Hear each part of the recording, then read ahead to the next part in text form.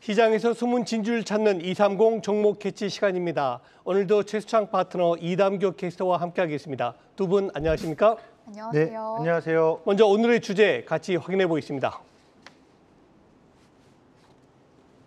인플레 이기는 실적, 유통주 약세장에서 뜬다. 먼저 이담교 캐스터가 유통주 1분기 실적과 주가를 정리했습니다. 본격적 리오프닝 기대감에 유통주의 온도가 뜨거워졌습니다. 편의점과 백화점 매출은 상승세를 이어가고 있는데요. 사람들의 발길이 백화점 등 유통기업으로 향하면서 관련 업종에 대한 관심도 높아지고 있습니다. 주요 유통주의 1분기 실적과 올해 주가 흐름을 알아봤는데요. 같이 보시죠. 먼저 유통주의 1분기 실적 보겠습니다. BGF 리테일과 이마트, 현대백화점의 실적인데요. 먼저 BGF 리테일은 매출 1조 6,922억 원, 영업이익은 378억 원을 기록했습니다.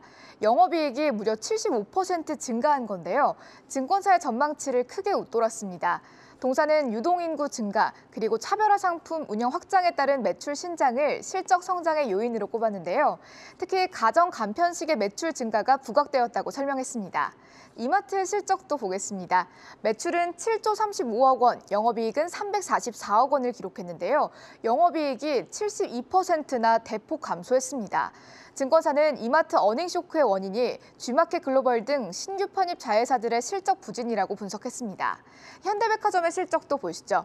매출은 829억 원, 영업이익은 87억 원을 기록하면서 36%대의 상승을 보였습니다.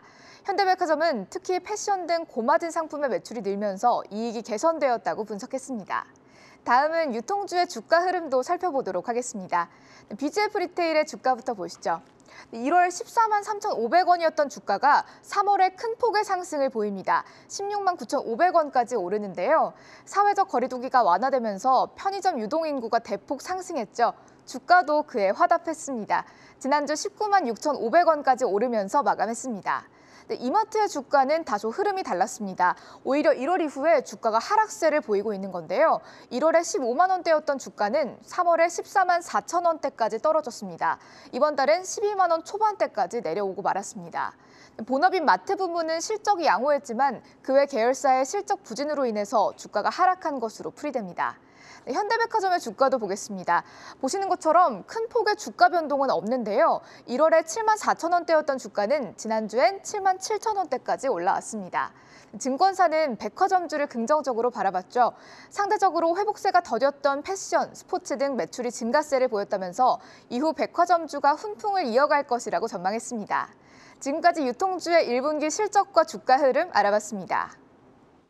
네, 1분기 편의점주 실적이 괜찮았습니다. 물론 세세하게 살펴보면 이제 GS 리테일 경우에는 좀 신사업 영향으로 부진했고 BGF 리테일은 좀 괜찮았는데요. 이 최수창 파트너님, 이 편의점주 그렇다면은 이제 일상생활이 정상화되면서 좀 2분기에도 실적 호조 이어갈 것이라고 보시나요? 그럴 가능성이 좀 있다고 봐야 되겠는데요. 이제 보이는 그 가능성에서 포커스는 우선 사회적 거리두기의 영향도 있겠지만 소비 패턴의 전반적인 변화를 좀 보셨으면 좋겠어요. 과거에는 쉽게 설명드리면 할인점이 생겼을 때는 자가용 이제 1인 마이카 시대가 되면서 증가하는 상황에 따라서 미국의 서구식의 어떤 할인점 마트를 통해서 대량 구매하는 그런 소비가 있었다면 최근에는 1인 가구가 증가하고 그다음에 독거 어떤 가구 형태가 많이 증가하다 보니까 소량 판매가 상당히 증가하고 있거든요. 그런 점에서 소량 판매에 최적화되어 있는 상품을 내놓고 있는 것이 편의점입니다. 소량 구매 그리고 예능 프로에서도 최근에 1인 가구가 뭐 젊은 세대 외에도 실버 세대도 상당히 많잖아요. 그러니까요. 이런 1인 가구 삶의 형태에서 소비가 많이 변화되는데 이런 부분이 과거 일본을 좀 비교하면 좋겠어요. 일본의 과거 구조에서도 할인점이라든가 대형마트 쪽에서 소비 패턴이 점진적으로 편의성이 강조되고 소량 구매되는 편의점 쪽에서의 성장세가 굉장히 가파랐거든요. 이런 부분이 맞물리면서 주목이 된다고 보시면 좋겠고 그다음에 영업이익률은 굉장히 고마진이 나오는 건 아닙니다. 실제로 이번에 1분기에 전년 동기대 좀 증가한 거 있습니다만 영업이익률 자체는 국내 편의점들은 약 2%에서 많게는 4% 내외에서 등락을 보여줬거든요. 그리고 이제 그 임금 인상이죠. 최저임금 때문에 영향이 좀 크게 좀 미칠 것으로 비쳤으나 그 부분이 이제 상당히 많이 완화됐다. 주가에 반영된 부분이 완화돼 있다. 이렇게 좀 보시면 되겠고 또 성장의 모멘텀이 무인 점포라든가 무인 점포가 상당히 많아졌어요. 예. 최저임금 영향도 있겠습니다만 그렇죠. 무인 점포가 많아지고 확대되고 있고 특화된 상품들이 많습니다. 다시 말하면 편의점이 단순하게 과거의 슈퍼마켓처럼 물건을 구매하는 형태였다면 지금은 뭐 금융 서비스라든가 배송 서비스라든가 다양한 형태로 최근에는 이제 하나은행 같은 경우는 낙후 지역에 금융 서비스가 되지 않는 지역에 예. 편의점하고 연계 사업을 좀 하고 있거든요. 이런 점에 있어서 특화 서비스들이 계속해서 추가되고 있기 때문에 점차적으로 편의점의 성장성은 좀 주목이 된다. 그리고 2분기에는 뭐 당연히 이제 방역이 더 완화됐기 때문에 그렇겠죠. 사회적으로 좀 이동의 인구가 상당히 많아지고 외출의 인구가 많다 보니까 편의점 이용자 수도 증가될 가능성을 좀 생각해 볼 수 있다 이렇게 보시면 좋겠습니다. 그렇다면 좀 편의점주 투자 전략을 가져간다면 어떻게 가져가면 좋을까요? 편의점이 국내에서도 뭐 한 여러 개가 있는데 대표적으로 BGF의 CU 편의점, 그렇죠. GS 리테일의 GS인데 이 두 기업을 좀 상대적 주가가 지금 분명 상극화돼 있거든요. 네. 양극화돼 있는데 이유가 있습니다. CU라고 하는 편의점을 운영하고 있는 BGF 리테일 같은 경우는 실제로 편의점 사업에서 해외 공급망까지, 다시 말해서 해외에서 아시아 시장에서는 세븐일레븐이 좀 아주 아성인데 예. 해외 공략을 몽골이든가 틈새 지역에 말레이시아를 하면서 성장을 좀 하고 있고 GS 리테일은 신사업을 하는데 이 신사업이 어디라냐? 호텔입니다.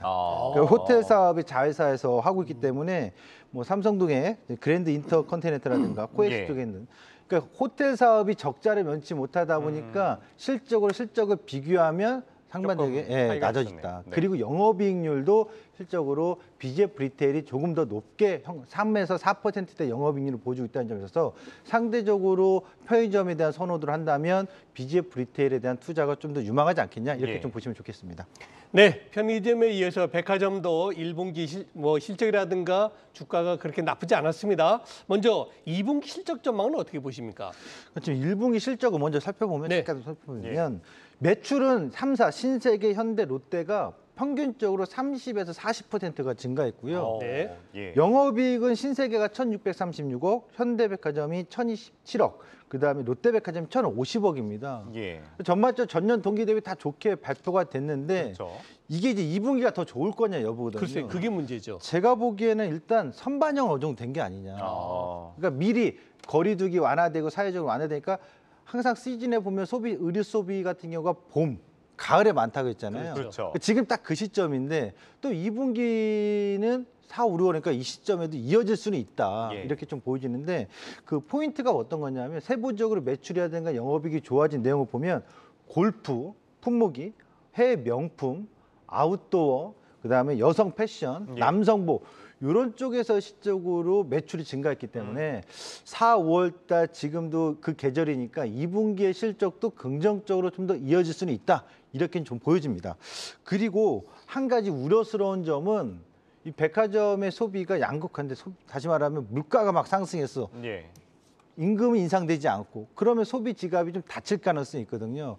그런 점에 있어서 소비가 확산이 확 될지 아니면 조금 닫힐지 네. 이런 부분들을 한 번 더 고민해 볼 필요성이 있다. 예를 들어서 주식시장도 너무 좋고 부동산 시장도 너무 좋고 그렇죠. 임금도 오르고 그까짓 거 뭐 물가가 올라가도 소비할 수 있어라고 하면 좋은데 잠시 주춤할 수 있는 그 우려 부분도 있기 때문에 이 부분을 한 번 더 고찰할 필요성이 있다 이렇게 보여집니다.